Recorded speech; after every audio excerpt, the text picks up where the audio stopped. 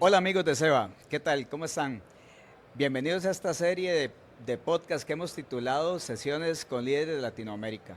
Mi nombre es Fernando Chacón, soy el gerente de cuentas claves de Seba para Centroamérica y el Caribe. Como mencionamos, el objetivo de este espacio es precisamente conversar con los líderes de Latinoamérica que han marcado el rumbo de la porcicultura. Saber quiénes son, qué han hecho para poder posicionar sus empresas en el ámbito de la porcicultura y definitivamente aprender de ellos, aprender de quienes han liderado estos proyectos en Latinoamérica. Y para mí es un orgullo arrancar con este primer episodio entrevistando a todo un ícono de la porcicultura panameña, un conocido ya de muchos años, el doctor Jorge Arango. El doctor Jorge Arango, odontólogo de profesión, pero un apasionado por el agro en Panamá y Latinoamérica, indudablemente. El doctor Jorge es el presidente del Grupo Caiza en Panamá, una empresa lindísima con un proyecto muy interesante de desarrollo tanto en la porcicultura como en otros segmentos del agro.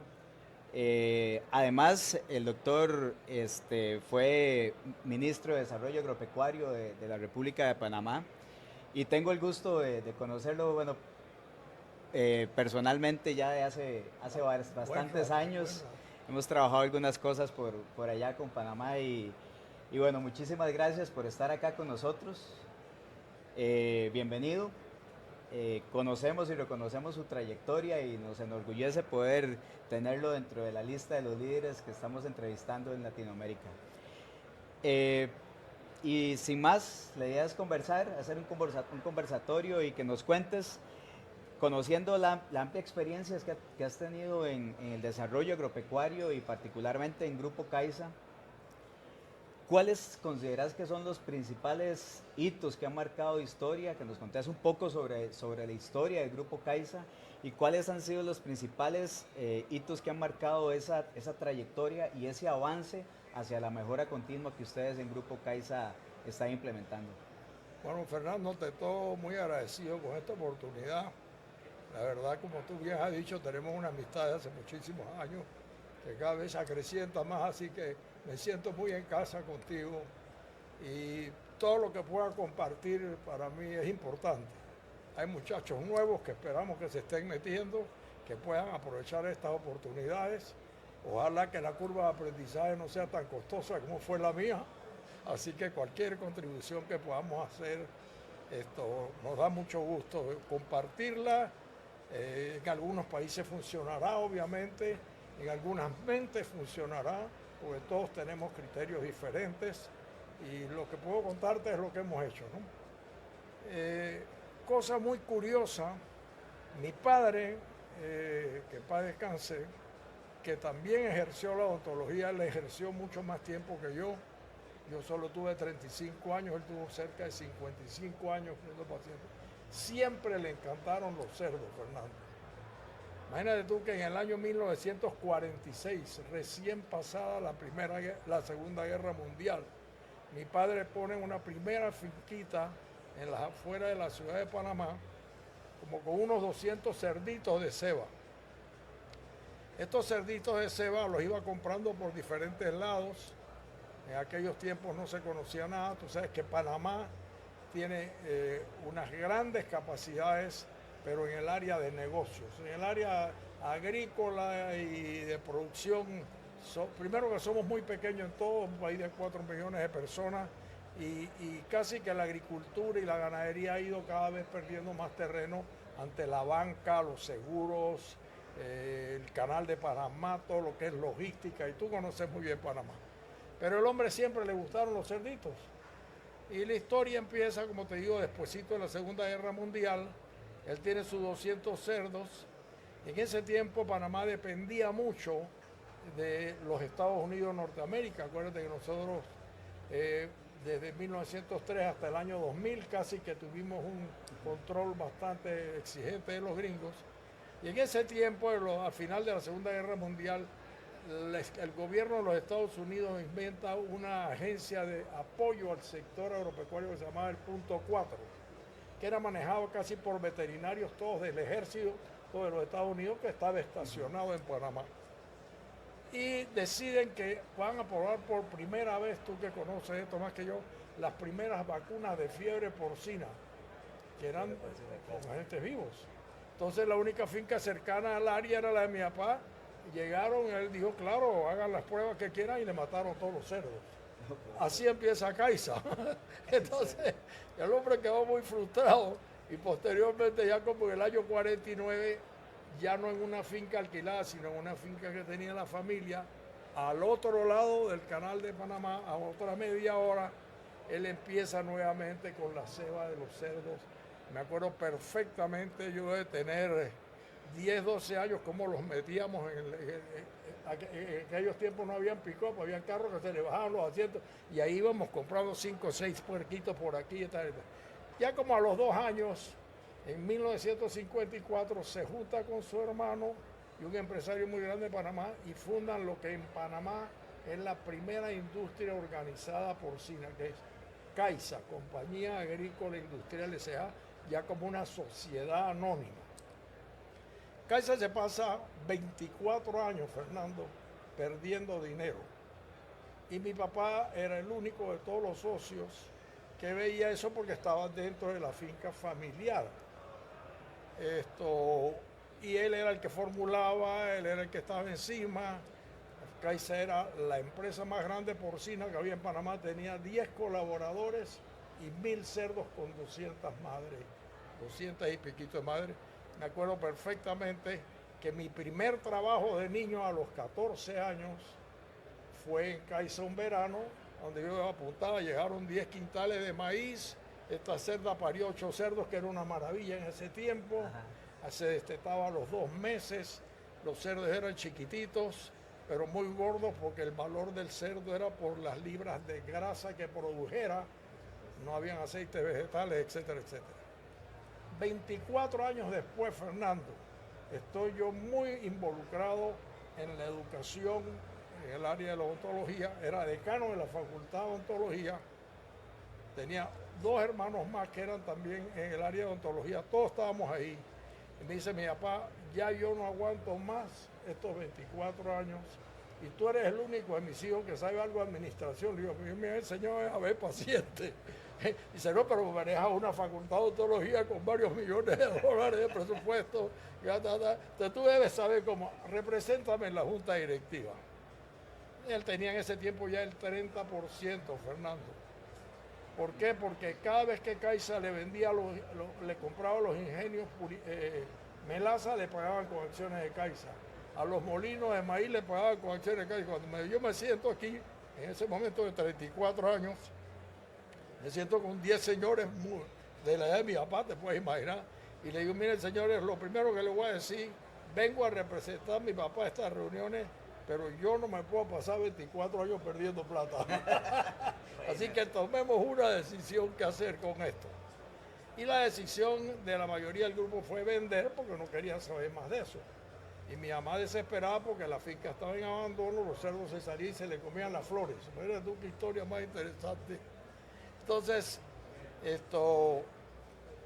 se hizo un pequeño estudio de factibilidad, se dijo que si se le invertía, esto podía ser exitoso, nadie quiso invertir.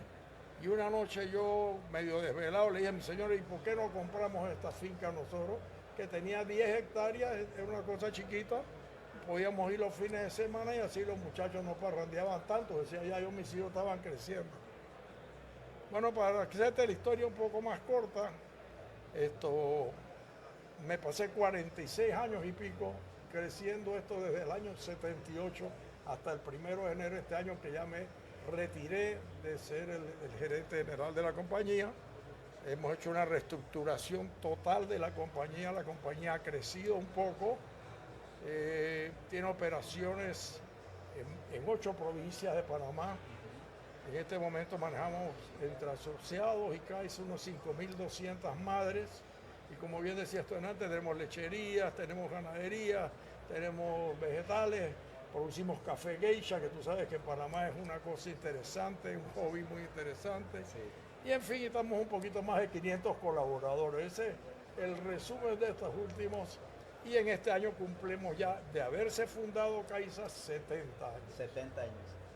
Bueno, 70 años de trayectoria indudablemente es mucho tiempo en la industria y ver la evolución también de cómo ha crecido la operación es bien interesante. Ver todo el proceso, toda la tecnificación, toda la mejora continua que implementan. En el caso nuestro, que tenemos la bendición de tener cierta cercanía, pues indudablemente es muy bonito ver cómo ha evolucionado. Y justo ahí es donde me salta otra pregunta, y es, entendiendo la competitividad a la que nos vemos expuestos hoy en día por los temas de los granos, por los costos de producción, ¿qué está haciendo Caiza para diferenciarse en este mundo tan competitivo y poder seguir siendo exitoso en sus operaciones porcinas? Sí, yo creo que cada año es diferente. En estos últimos 46 años que yo he estado tan involucrado, Fernando, tú sabes que esto tiene una serie de ciclos que van pasando, y sobre todo en un mercado tan pequeño como el de Panamá, ¿no? Hemos estado, como tú sabes, viajando el mundo, aprendiendo, viendo empresas muy grandes, con países muy grandes como Brasil, Estados Unidos, Europa, que prácticamente es un solo país hoy día, y con escalas muy grandes. En Panamá las cosas pueden ser similares a países más pequeños como los nuestros, pero tienen retos diferentes. Yo creo que lo más complicado ya no es la subida y la baja de los granos como tuvimos en los últimos 2 años, Claro. que honestamente apenas sube el petróleo, suben todos estos commodities y nuestros costos de producción se triplican. Yo creo que ahora los retos son bien diferentes. El reto principal que nosotros tenemos, como tú sabes, en Panamá es un tratado de libre comercio con los Estados Unidos, el cual es absolutamente desventajoso para todos nosotros. Para darte una cifra y tengas una idea, en el 2017 Panamá le exportaba a los Estados Unidos 648 millones de dólares en alimentos, ahora estamos en 237. En el año 17 Panamá importaba de los Estados Unidos 900 y pico, y ahora estamos en 2000 y pico de millones. Entonces por ahí empezamos con una desventaja muy grande. La segunda desventaja que nosotros tenemos es que como no es un país agrícola, no es un país de producción, sino un país en realidad de grandes sistemas financieros, bancas, zonas libres, que tú conoces, un sistema de logística y un canal que de por sí es una mina de oro. La atención que se le pone al sector y los gobiernos y las protecciones que hacen es rompernos todas las reglas.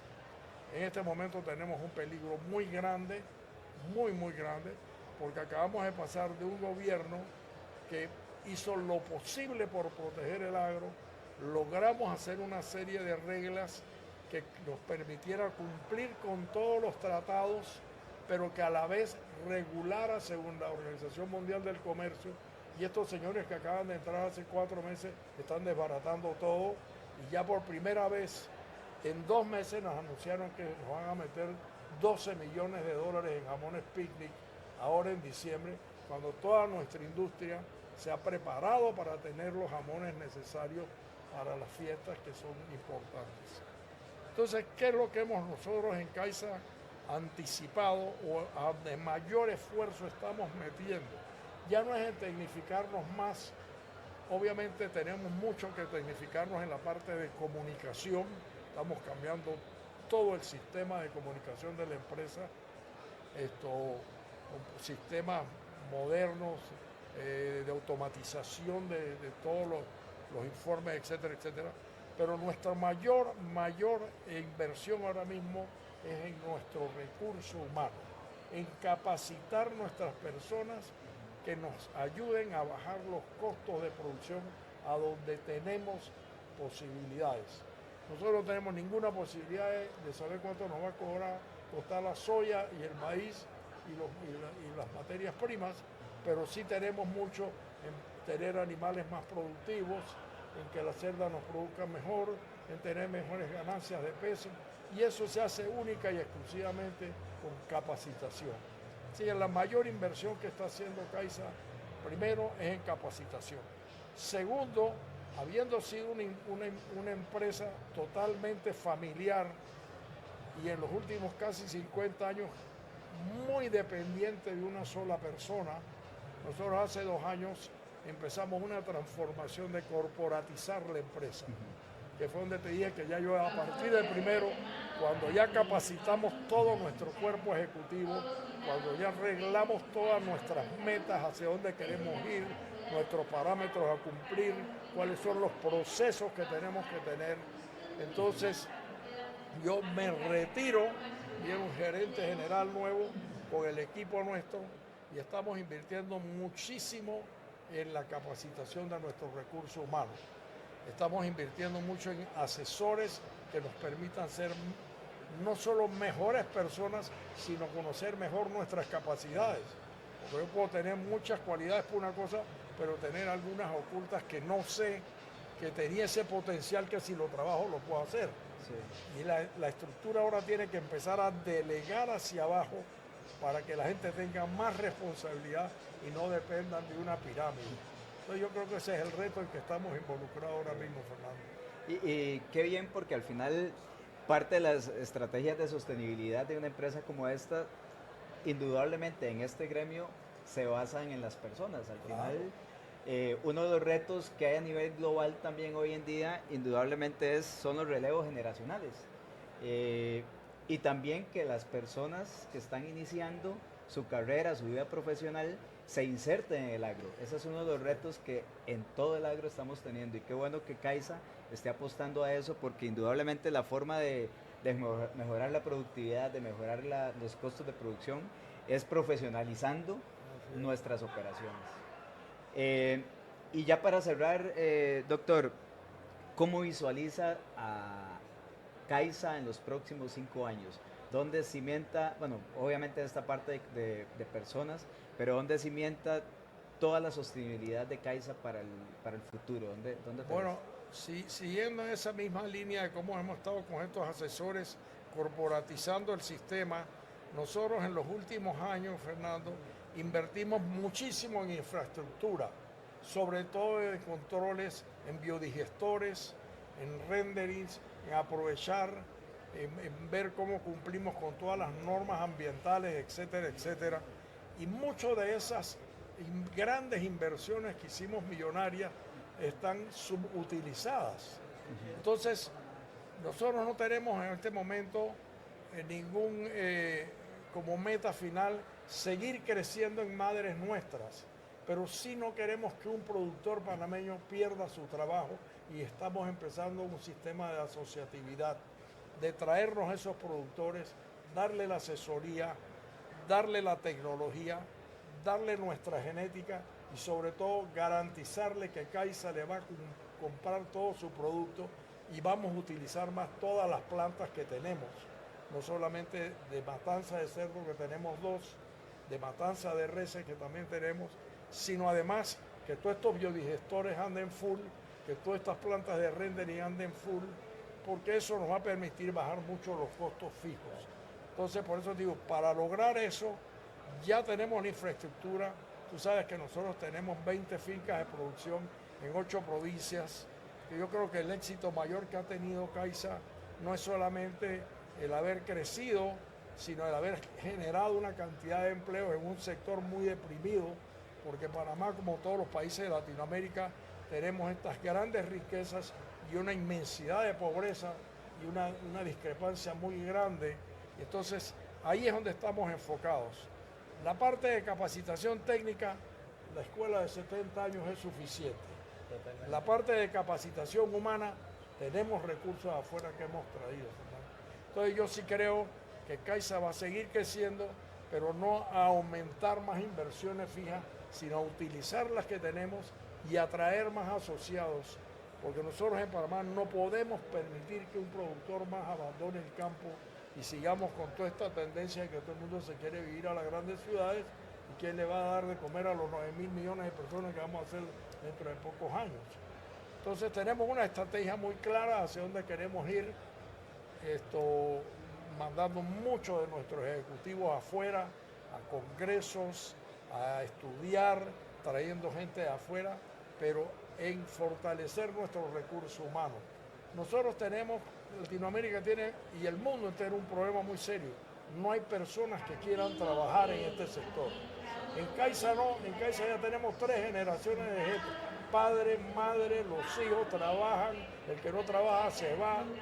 Hay muchas políticas que le dicen a ti que las empresas no deben estar los parientes, nosotros los traemos a todos. Desde que un niño nace, hijo de un empleado nuestro, el primer día se pone una camisetita que dice Caicita. Y ya lo estamos inculcando para que se venga a trabajar acá. Entonces seguirá siendo una empresa familiar, pero no de una familia, sino de muchas familias. Qué bonito, porque al final es parte de lo que comentabas, personas y asociatividad. Yo creo que es parte del éxito también de los modelos productivos en cerdos en otras regiones del mundo, ¿verdad? La asociatividad de la mano de personas.